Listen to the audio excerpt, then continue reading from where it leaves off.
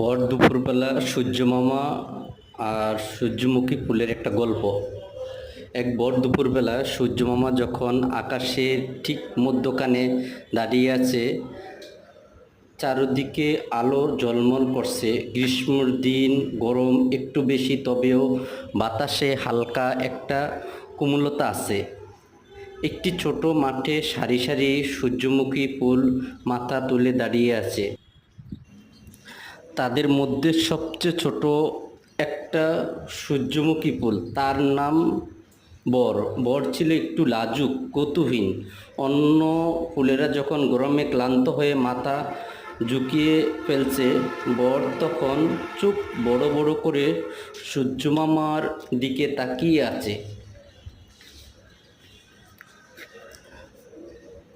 বর বলল, সূর্যমামা, তুমি এত উজ্জ্বল, বা তুমি তুমি কি ক্লান্ত হও না? সূর্যমামা হেসে বলল, ওরে সূর্য ফুল, আমি তো, ওরে খোকা, আমি তো আলো বিলিয়ে দিতে ভালোবাসি। তুই তো আমার দিকে তাকিয়ে আছিস সবসময়।